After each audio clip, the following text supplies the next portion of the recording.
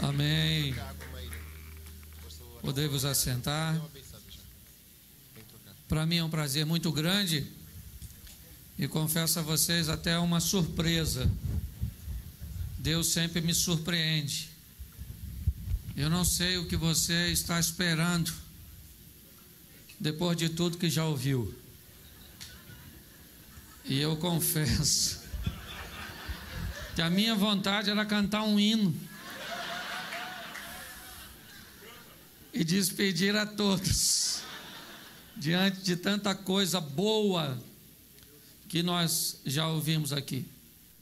Eu louvo a Deus, estou acompanhado de minha esposa e eu gostaria que você ficasse de pé, filha. Isso, essa é minha esposa. Às vezes as pessoas têm curiosidade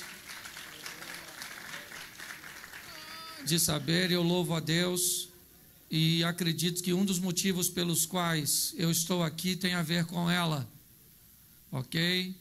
Com a vida que Deus tem me proporcionado ao lado dela. Há um tempo atrás eu descobri que eu não era apenas o marido dela. Quando Deus cria o homem, me parece que há, mesmo antes do pecado, uma limitação muito grande para o homem reconhecer que Deus está sempre por perto. Gênesis diz que na viração do dia, Deus vinha estar com o homem, e é apenas naquele momento que o homem poderia sentir isso de forma concreta.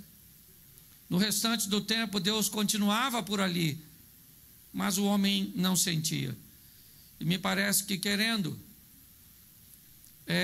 se apresentar de uma forma mais intensa ao homem, Deus tem a ideia de criar a mulher, para dar coisas ao homem que ele gostaria de dar, mas não podia, pelas limitações do homem. Deus gostaria de abraçar, de beijar o homem, de estar com ele, de que o homem soubesse disso às 24 horas. E Deus então cria alguém para representá-lo, a mulher. Eu descobri que eu sou muito mais do que marido dessa mulher. Eu sou o representante de Deus, para dar a ela tudo aquilo que Deus gostaria de dar, de proporcionar a ela tudo aquilo que Deus gostaria de proporcionar de uma forma mais concreta. Então eu queria deixar isso para você. Você não é marido dessa mulher, você é representante de Deus. Antes de falar alguma coisa com ela, pergunte para você mesmo se Deus falaria o que você pretende falar. Antes de fazer alguma coisa com ela, pense se Deus faria, e da mesma forma a senhora. Antes de falar ao seu marido. E quando a gente fala Deus, o representante, a primeira coisa que a gente pensa é: pastor, e a parte sexual? A parte sexual é apenas um bônus que Deus presenteou a todos aqueles que fizeram tudo certinho. Então, eu louvo a Deus pela oportunidade que tenho de viver com você já há 25 anos, certo? E digo a todos: cuide bem de sua esposa, porque quando as coisas passarem, quando você jubilar, sim, quem vai continuar lá é ela. Hoje eu sou o Cláudio Duarte, às vezes em lugares que eu vou, milhares de pessoas vão, mas daqui um dia passa, certo? E quando passar, quem é que vai continuar com Claudinho? Ela. Então eu louvo a Deus e agradeço o pastor Eduardo Reis, muito obrigado, amém, pelo privilégio de estar aqui. E eu entendi porque que o senhor me deixou por último, porque se eu fizer besteira, vai ser rapidinho, acaba rápido. Eu gostaria de falar com vocês nessa noite sobre configuração. Queria falar com você que Deus não muda princípios, mas muda a configuração. E todas as vezes que Ele muda a configuração, os líderes têm dificuldade de acompanhar. Porque muitas pessoas tentam engessar Deus, colocar Deus numa caixa e dizer que Ele só vai fazer daquele jeito, daquele modo e daquela maneira. E eu gostaria de lembrar você que Deus não é uniforme, Ele é multiforme. E muitas pessoas não se encontram em seu ministério, não têm um encontro e não se desenvolvem, porque busca a configuração pré-estabelecida. E muitas vezes, por querer copiar e fazer igual a alguém, depois de um determinado tempo, ele não se identifica com aquilo que está fazendo e tem uma sensação de frustração. E aí ele se sente incapacitado, limitado, insatisfeito, mesmo trabalhando na obra de Deus, porém numa configuração que não é a dele. Então, rapidamente eu vou falar com vocês sobre configuração. E eu preciso que você abra a sua Bíblia. Isso. João. Evangelho de João.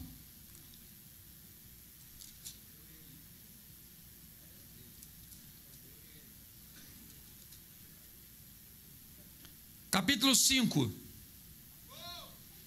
João capítulo 5, a partir do verso 1.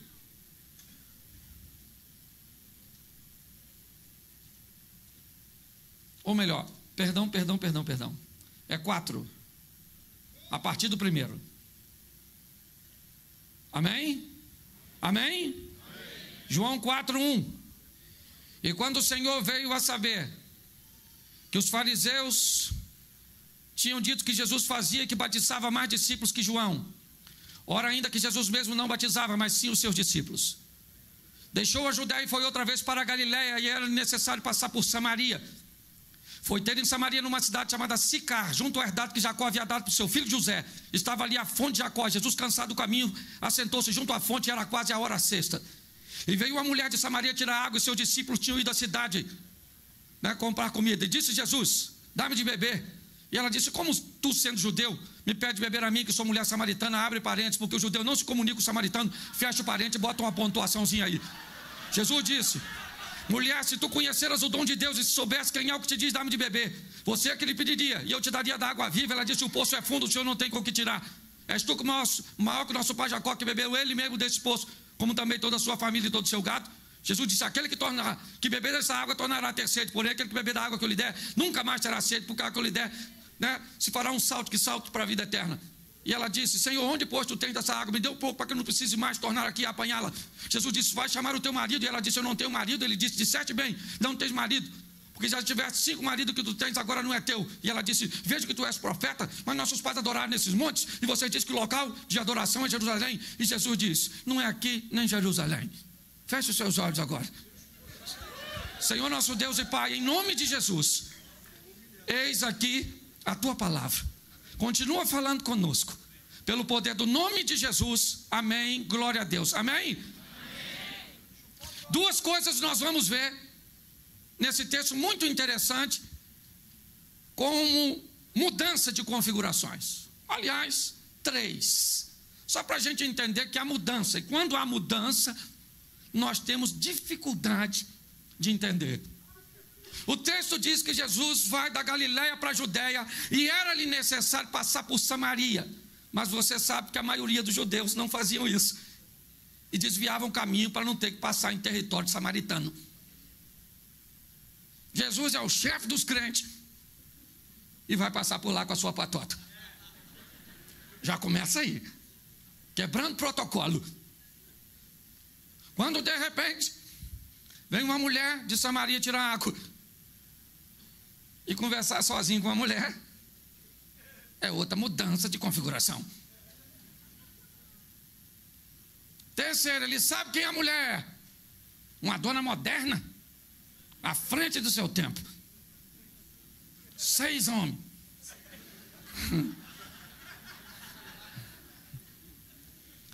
E o mais interessante é que a configuração de um crente conversando com essa mulher seria qual? A senhora precisa ter um encontro com Jesus. A senhora precisa de Jesus.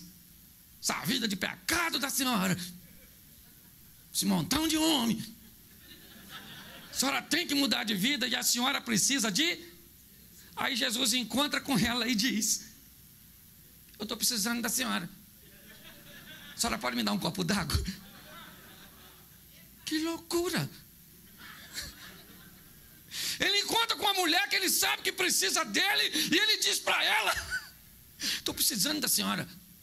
Porque quando você pede a alguém, você coloca essa pessoa num posicionamento de vantagem. Você está entendendo? Você desarma a pessoa. Jesus sabia que ela precisava dele. Sabia que ela buscava a felicidade em homens, em relacionamentos. Mas ele olha para ela e diz: senhora, me dá de beber. Ela tem a corda, ela tem o cântaro, a água está no fundo. Deu uma sensação que ela está no controle. E ela falou: como tu, sendo judeu, me pede beber a mim, que sou mulher samaritana? Em outras palavras, ela quer dizer: como o senhor ousa falar comigo? Sou uma mulher decente.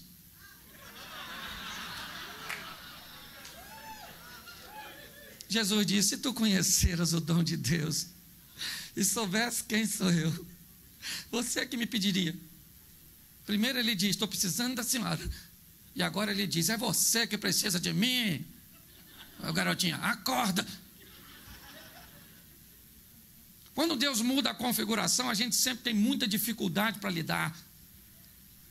Mas nós temos que ser maduros e entender que há uma mudança acontecendo.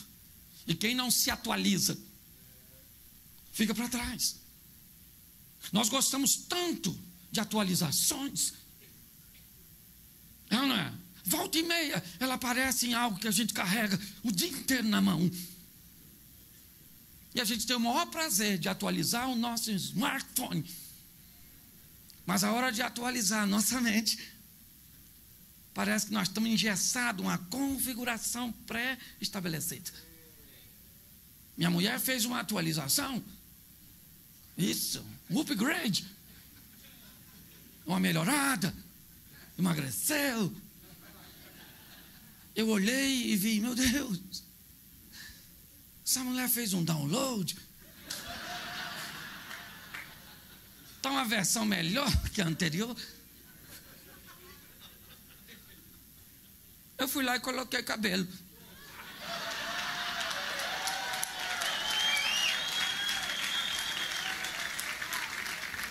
Para a maioria dos homens, isso não é coisa de homem. E eu respeito. Só acho que deveria me atualizar. Todas as vezes que nós mudamos uma configuração, temos muito problema. Sabe? Jesus não tinha dificuldade com isso. Ele nunca negociou princípios. Mas nós temos dificuldades. Você quer ver? Eu vou usar meio aleatório para me ganhar tempo.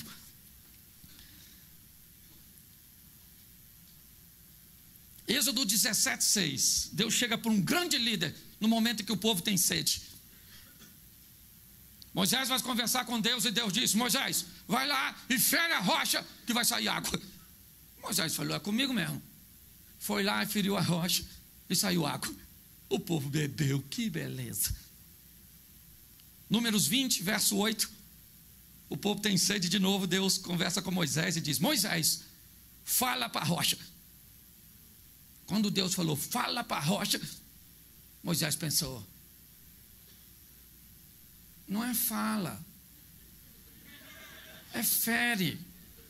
Foi isso que eu fiz da outra vez e funcionou, saiu água para caramba. O senhor deve estar equivocado, porque quando Deus muda a configuração, as pessoas se atrapalham. Ah, pastor, ele foi lá e feriu a rocha porque estava nervoso. Se estava nervoso, gritava. Não é porque você fica nervoso que isso dá direito a você de desobedecer o que Deus falou que você ia fazer.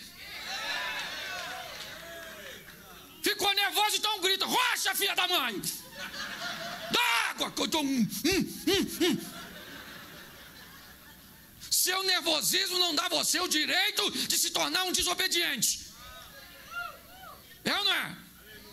O problema não é que ele está nervoso. O problema é que a configuração mudou. E aí ele se atrapalhou. Aí ele falou: eu toquei da outra vez. Então não é falar, é tocar. E ele fere a rocha 2 vezes. Saiu água, sim ou não? Sim ou não? E engraçado que lá Em Êxodo diz que saiu água. Em Números diz que saiu muita água. O povo bebeu, Moisés está feliz, quando de repente Deus tira Moisés do grupo e leva para o privado. Ele falou: Moisés, tu não está entendendo, mano. Quem não está entendendo o Senhor, quem não está entendendo é o Senhor. Eu feri e saiu muita água. E Deus está falando para ele: eu não estou falando de resultado, eu estou falando de obediência.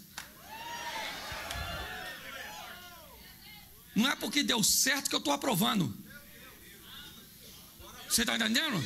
Se você acha que resultado é sinônimo de aprovação, você precisa mudar seu conceito. A água saiu, mas Deus não estava no negócio. Mas saiu. Porque tem gente que continua fazendo, porque aprendeu como é que se faz. Você está entendendo? Mas quando Deus entra com providência para mudar do jeito que Ele quer, as pessoas se atrapalham. Você pensa que foi só com Ele? Presta atenção. 1 Samuel, capítulo 17. Acho que é o 17, se não for o 17 é o 16. Então disse o Senhor a Samuel: até quando terás dó de Saul, tendo eu rejeitado para que não reine sobre Israel? Enche o teu vaso de azeite e vem enviar-te a casa de Jessé o belemita, porque dentre os teus filhos me tenho provido de um rei. Então disse Samuel: Senhor, como irei eu, ouvindo Saul, vai me matar? E Deus disse a Samuel: toma uma bezerra dentre as vacas em tuas mãos e diz: vim sacrificar ao Senhor. Convidarás Jessé os seus filhos ao sacrifício, te farei saber o que há de fazer, ungir-me-ás a quem eu te disser. Então fez Samuel o que disseram ao Senhor e veio a Belém. Então os anciãos da cidade saíram tremendo e disseram: é de paz a tua vinda. Ele disse: é de paz. Convidei Jessé os seus filhos ao sacrifício e os santificou. E sucedeu que, entrando Eliabe, ele o viu e disse: certamente está perante o Senhor o seu ungido. Porém o Senhor disse: não atende para a sua aparência nem para a altura da sua estatura, porque eu tenho rejeitado. Porque o Senhor não vê como vê o homem vê o que está diante dos olhos. Porém o Senhor olha para o... Presta atenção aqui. Assim com Deus, o Samuel, lá na montanha de Ramá, o Samuca, presta atenção aqui. Deus vai lá e fala: Samuel, eu preciso que você dê um pulinho lá na casa do Jessé, porque eu vou levantar de lá o futuro. Configuração da mente do Samuel, o primogênito. É essa a configuração. Ele vai para lá achando que é o primogênito. Chegou lá, o Jessé traz quem para apresentar ele primeiro? A configuração está batendo. Samuel com Jessé. Está tudo certinho, porque era assim que funcionava. Quando Samuel vê o filho primogênito, certamente está perante o Senhor, o seu ungido. Deus falou: difícil trabalhar. Não posso mudar as coisas, que esses caras estão muito engessados. Samuel, não atende para a sua aparência, nem para a altura da sua estatura, porque eu tenho rejeitado. Samuel falou: então agora eu já não sei mais de nada. Faz passar esses meninos tudo aí para a gente avaliar. Você está rindo de você mesmo. Porque por muitas vezes Deus vai mudar a maneira. O pior, vai ter a sua maneira particular. Falo isso como a maioria daqueles que eu ouvi ministrar, que contaram a história de si mesmo. Deus me deu uma configuração esquisitíssima. Foi ou não foi? Foi. Depois de tudo que você viu, eu duvido aqui hoje, se você não estava pensando assim: sangue de Jesus tem poder. O que esse palhaço vai fazer agora, depois de tanta espiritualidade? Não ri não, que aí está dizendo o que você pensou. Preste atenção. Deus me deu uma configuração que não era das pessoas, que não era o padrão. Que você vai para uma linha ultra pentecostal, eles têm um padrão. Se você não estiver dentro do padrão, Deus não está contigo. Então, para você ser espiritual, você tem que fazer assim, ó.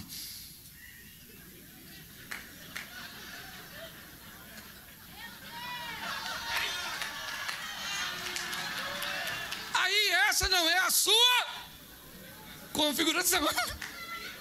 Aí o outro diz: espiritualidade não viu. Tem que conhecer o Espírito Santo. Por quê? Porque é uma configuração pré-estabelecida. Hoje muitas pessoas não conseguem achar seu espaço, não conseguem achar sentido em seu ministério. Por quê? Porque querem pegar essas configurações prontas e aplicarem na sua vida. Deus tem algo muito particular para você. Algo que é apenas seu. Você é um indivíduo, isso coloca sobre você qualidades que te tornam incomparáveis, inconfundíveis. Não tem ninguém igual a você. Meu pai era porteiro da Assembleia de Deus. Por tantas vezes eu ia para lá, convidado, em algumas festividades. Chegava lá, tinha aqueles preletor, bom mesmo, cara cheio do Espírito Santo, e pregava, e o povo chorava. E eu pensava, um dia eu também vou me converter. Aleluia. E eu vou querer assim pregar igual as camaradas assim, que prega assim com essa unção assim. O povo vai chorar, vai sentir a presença, vai se derramar, vai ser benção. Menino, o tempo passou, aceitei Jesus, comecei a pregar, os outros choravam não, começavam a rir. Eu falei, não é isso não. Eu quero que vocês chorem. E o povo não chorava. E não chorava. Eu fui ficando irritado. Até que eu descobri que era apenas a configuração que Deus tinha para mim. Será que você consegue entender isso? Cuidado, porque você pode ter alguém que vai te avaliar segundo uma configuração pronta, que não é a sua, e te reprovar, e dizer que você não está apto, porque você não tem os critérios que pré-estabeleceram para desempenhar aquela função. Quem te chamou é Deus, Ele não tem problema. Eu não é? Ele pega uma menina e leva para casa de um oficial. Olha só, chega lá, muda a história daquele camarada leproso. Ou seja, a lepra de Naamã não pegou na garotinha, mas a fé da garotinha pegou no Naamã. Você consegue entender? Quanto valia a palavra de uma menina naquela época, se fosse estrangeira? Nada. Mas a garotinha arrebentou a boca, novinha. Não, não. Aí Deus vai no assassa, conversar com o idoso e diz, estou precisando de tu, pá, libertar o povo ali no Egito, ali rapidinho.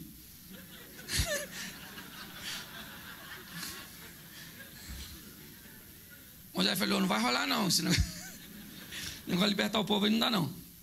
Estou apacentando umas ovelhinhas aqui, trabalhando para o meu sogro.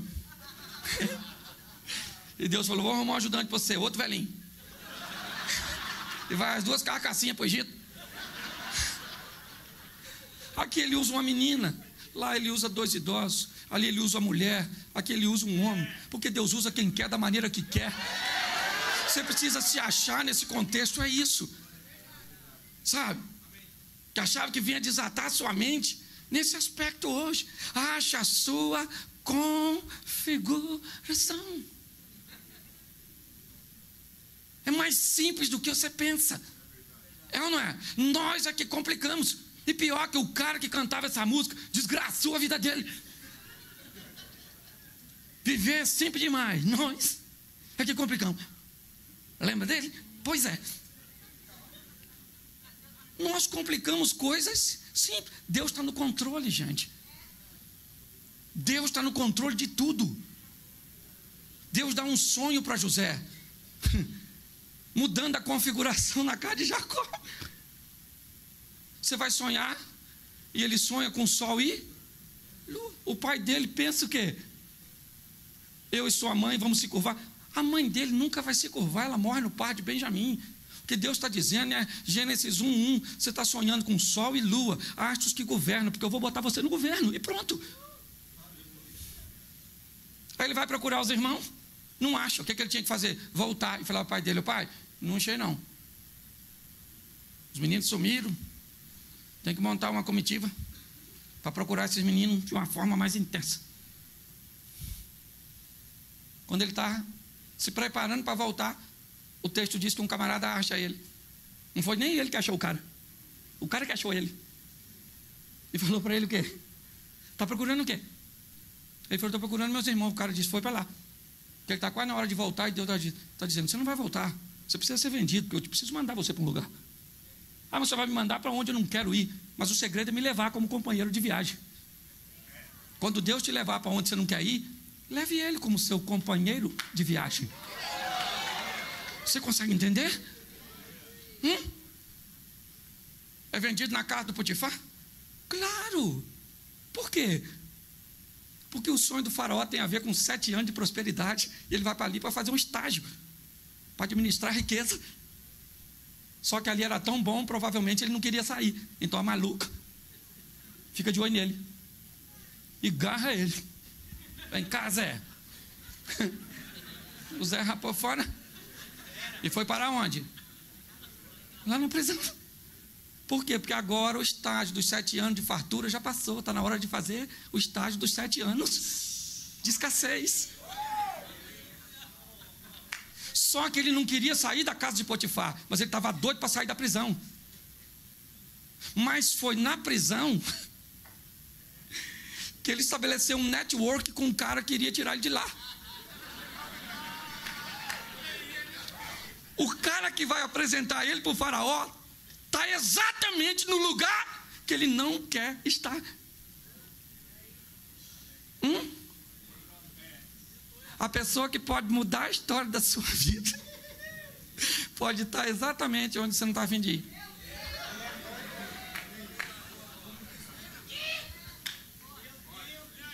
Você entende isso? Ele estava tão triste com aquela situação que ele estava doido para sair de lá. É ou não é? Então ele chama o copeiro e diz, cara, você vai servir lá o faraó. Fala que eu não sou maníaco do Egito, não. Que a maluca estava afim de mim, mas não peguei não, rapaz, não peguei não. Estava até afim de pegar, mas não peguei não, rapaz. Maluca gostosa, é ou não é? Sim, porque você que é líder tem que ter cuidado. Foi numa brincadeira dessa que o Sansão se lascou. Ele mata o leão. Sim, mas quando ele matou o leão, o texto diz que o leão vem na direção dele. Foi legítima, mas ele era nazireu, tinha que chamar o pai, avisar e passar pelo sistema de purificação. Só que ele não gostava de se corrigir em coisas pequenas. Então ele esconde do pai. E ele pensou que o leão estava vencido. Mas não estava. O leão, depois de morto, arrebentou ele. Porque na ossada do leão tinha uma colmeia. E o Satanás é especialista de botar coisa doce no lugar que você não pode estar. Você consegue pegar? Fique de olho nas configurações, meu filho. O José estava cansado. Chamou o copeiro e falou, ô maluco, deixa eu falar com a pessoa. Eu não garrei ela não, cara. Fala com o faraó lá que eu sou legal. O texto diz que levou 3 dias, o copeiro saiu, esqueceu do Zé. Por quê? Porque José queria queimar a etapa. E se o copeiro lembra do José em 3 dias, José sairia da prisão para ser copeiro. Você quer queimar a etapa? Pode nunca chegar no governo e sempre continuar na copa. As etapas são ruins, mas elas são necessárias. Tenta ajudar uma borboleta a sair do casulo antes da hora. É a pressão, o esforço que ela faz para sair de lá, que joga o líquido pelo seu corpo para dar a ela condições de voar. Tenta queimar a etapa para você ver o que vai acontecer. As pessoas olham para o nosso ministério e muitas vezes dizem assim, aconteceu de repente. Vai olhar a história desses homens. Ninguém me viu carregando no banco 14 anos, dando aula, escola dominical, em galinheiro. Ninguém viu. Minha mulher viu, né, Fê? Mas vocês não viram. Aí, hoje as pessoas falam, aconteceu de repente. Falei, miserável, 14 anos é de repente. É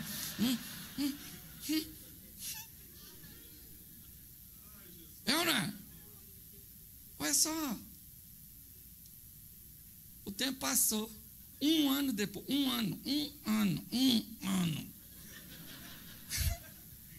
O faraó sonhou com aquela vaca maluca que comia a outra. e umas espigas de caminho, canibal. E quando ele falou, sonhei, o copeiro falou, lembrei do Zé. O cara esquece do Zé em 3 dias e lembra em 1 ano. Por quê? Porque agora está na hora de lembrar, querido. Eu imagino o José chegando, olhando para o copeiro. Antes tarde do que nunca, queridão.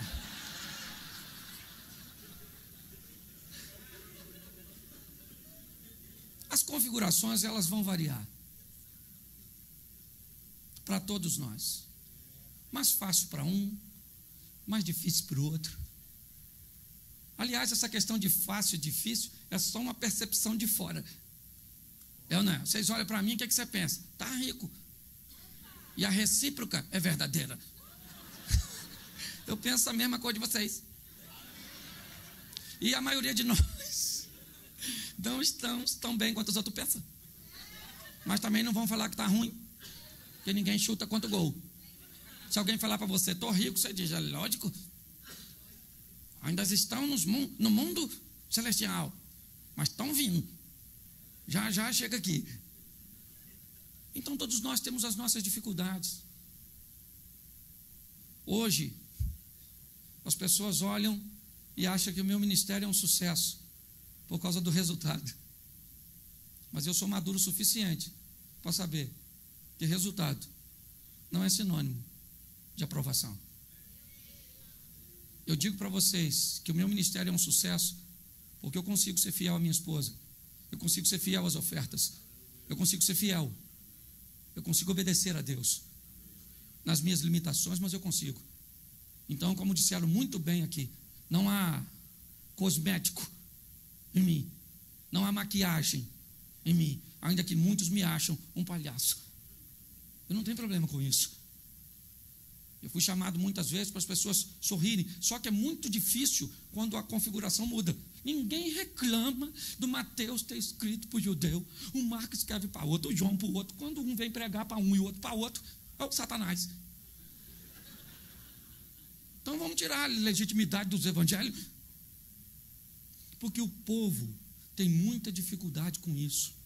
Pare de querer copiar. Pare. Seja influenciado. É diferente.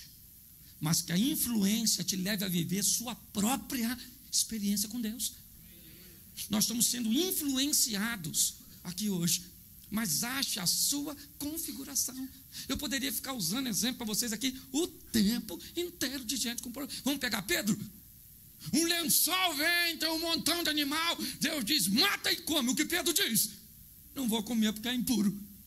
Deus falou, não torne impuro aquilo que eu purifiquei. Mudança de configuração. Certo? Nós temos que ter um pouco mais de maturidade.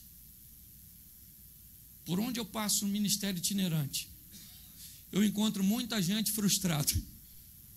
E quando elas me contam sua história, eu descubro que a grande insatisfação delas é que elas queriam estar vivendo a configuração do outro. A igreja do outro, o ministério do outro, a voz do outro, a inteligência do outro. Você pensa o que quando eu vi esse moço pregar aqui? Antes de mim. Eu falei, o Eduardo Reis me trouxe aqui para me envergonhar. Para acabar com a minha vida. Mas foi na configuração dele, foi na configuração dele, na configuração dele, aqui. Porque cada um tem a... Foi todo mundo igual? Então por que você acha que tem que ser igual aos outros? Você já ouviu falar de gente que fala língua estranha só porque escuta o outro falar e repete? Não tem o balá, cheia.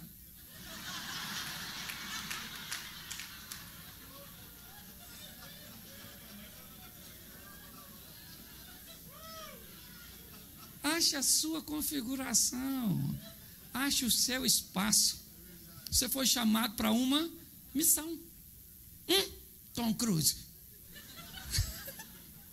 Isso. Não é? Vá viver a sua história. Se ela é igual a dos outros ou não, isso não vem ao caso. Se os outros vão concordar ou não. O cara esses dias postou na rede social que eu sou o anticristo. Nem eu sabia que eu estava com tanta influência mundial assim. Mas aí eu fiz um comentário assim para ele, embaixo do comentário dele, que eu achei muito pertinente. E eu falei, se eu for o anticristo, provavelmente você deve ser a besta. Aí ele bloqueou eu. Ele ofendeu, não quis falar mais comigo.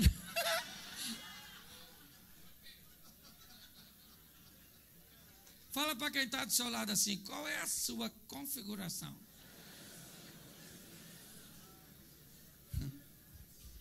Fique de pé. Eu paguei o pessoal aí. Eu estou pregando tanto, gente, tanto. Esse dia cheguei em casa, olhei para minha mulher e falei, abra sua Bíblia em Mateus capítulo 5. Ela falou, meu filho, você já está em casa. Eu falei, então vamos apenas cantar um hino.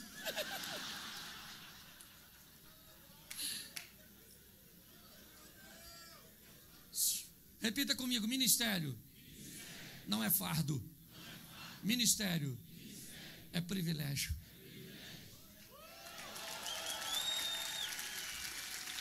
Se o seu ministério não é um privilégio para você, é apenas porque você ainda não achou a sua configuração. Certo? Amém? Nós vemos aqui o ministério, certo? Do Eduardo, influenciando tantos ministérios. Tivemos uma palavra do apóstolo, falando de como um líder pode estabelecer uma influência que o permita ser quem Deus o chamou para ser, e não uma cópia de alguém. É assim que funciona. Então vamos trabalhar nesse negócio, gente. Uns com a igreja grande, outros pequenos, outros com muito dinheiro, outros com pouco. Mas eu te dou uma garantia: no céu não tem camarote. No céu não tem. Tem galardão. É na verdade. Mas camarote não tem não. Então não esquenta a cabeça com isso não. Uma alma vale mais que o mundo? Então cuida daquilo que Deus colocou na sua mão. Trate com zelo. O que encantava os homens, muitas vezes na hora das ofertas, eram as suntuosas somas. O que encantou Jesus foi a oferta da viúva. E porque ele disse ser muito maior, porque era o tudo. Mas eu descobri nessa passagem que o que encanta a Deus nem sempre encanta os homens. Às vezes o seu ministério, os seus recursos. Hoje eu estou construindo no Rio de Janeiro uma clínica contra divórcio, uma casa para o sacerdote, um local onde pastores de igreja pequena que não pode viajar com a família possa ir para passar um final de semana ou uma semana com tudo grátis, com local para comer, beber, dormir, tomar banho de piscina, andar de quadriciclo, um monte para orar.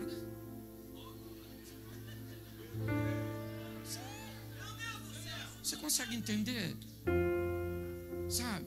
Algo que vale. Eu gostei muito daquela palavra que você ministrou, sabe? A única coisa que eu vou levar para o céu é aquilo que eu dou, não é o que eu retenho. E eu louvo a Deus. Muito obrigado, pastor Eduardo, porque eu ouvi coisas aqui preciosíssimas. E lamento muito não ter poder chegado antes para ouvir grandes homens de Deus que ministraram, sabe? Mas saiba de uma coisa: é a sua configuração. Descubra. Mas pastor, eu tenho tanta dificuldade de descobrir quem eu sou. É porque você quer descobrir quem você é antes de descobrir o que você veio para fazer. E isso está conectado. Descubra primeiro o que você veio fazer, e aí então você descobrirá quem você é. Sua identidade está extremamente relacionada com sua missão. Faça isso o mais rápido possível e viva sua própria história. Feche seus olhos. Pode fechar, que ninguém vai pegar nada seu, mas tem algo de valor. Segura a bolsa.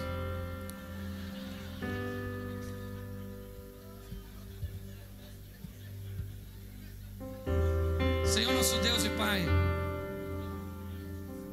sejamos maduros o suficiente para entender seus propósitos, suas maneiras de agir, entendendo que não há quebra de princípios, mas que há mudanças nas configurações. E a tua palavra nos impulsiona que vai haver mudanças ou transformação através de uma atualização da mente. Ajuda-nos, ó Deus, a entender que a comunicação tem mudado, que a capacidade de concentração das pessoas tem mudado, que o tempo que as pessoas conseguem estar ligadas e apercebidas tem mudado. Os vitrais das igrejas, os altares têm mudado de cor, têm sido iluminados, recursos têm sido trazidos, mudanças de configuração que muitas pessoas têm dificuldade de lidar por causa das configurações pré-estabelecidas. Ajuda-nos, ó Deus, porque ficar velho é obrigatório, mas amadurecer é opcional. Sustenta o teu povo, ó Pai, sustenta esses líderes, esses homens e mulheres que vêm em busca de conhecimento, de informação, para mudar a história de seu ministério, de sua cidade. Continua conosco, Senhor, porque um dia prestaremos conta de tudo aquilo que estamos fazendo aqui. Que não haja em nós maquiagem, que o que haja em nós é sinceridade. Te louvo e te agradeço por tudo, em o nome de Jesus. Você pode dizer amém? Muito obrigado, que Deus abençoe, pastorzão.